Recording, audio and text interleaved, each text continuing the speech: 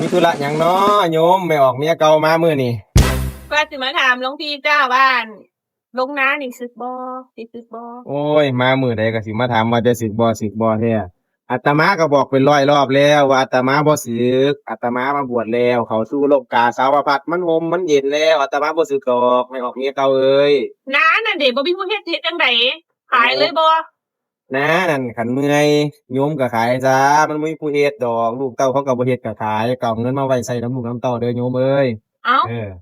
แล้วมอไซค์ได้บัดนี้รถได้บัดนี้เอ้ารถอีแต๊กรถไถโอ้ยมันบ่มีผู้ขับซะบ่หรือจับ่งไดบ่มีคนขับอ๋อเลยคันมันบ่มีคนขับก็ขายซะเอาไปขายงัวก็ควายก็ได้แล้วดบัดนี้อกงัวควายมันบ่มีผู้เลี้ยงอีกติเออไผสิไปเลี้ยงอันไผสิรู้หาหยังปานนั้นอ๋อมันลำบากเนาะคือว่านั่นเนาะลูกเต้าก็บ่เฮ็ดเนาะอืก็ขายมให้มันหมดโลดอันใดหางัวโลดมานำกันนี่ให้ขายให้หมดเลยแม่นบ่จ้ะขายหมดโลดโยมเอ้ยบ่ต้องไปเสียดายอ๋ออืมอาตมาบ่สึกดอกบ่ได้ไปเฮ็ดนำดออ๋กอันขาสั้นเฮือนก็สิขายเด้อซั่นเด้อหลวงพี่เด้อ เอ้าอันขายเงินโยมสิไปอยู่ไสสร้างว่าแท้สิไปขายเงินขายทานจังไดมันสิบ่มีหม้องอยู่เด้โอ้บ่เป็นหยังเฮือนผัวใหม่หลังบักใหญ่หนึ่งเอ้าจ้ะก็เลยมาบอกหลวงพี่นี่ล่ะว่าทรัพย์สินที่หามาทั้งเบิดนั่นสิขายให้นาสาโทรถอิหยังอั่นสิขายหมดเลยจ้ะห่วยฮอดงานฮอเดี๋ดงานยวๆๆขายไปหมดเลยเดี๋ยวโยมเดี๋ยวคันซั่นอันไปเอา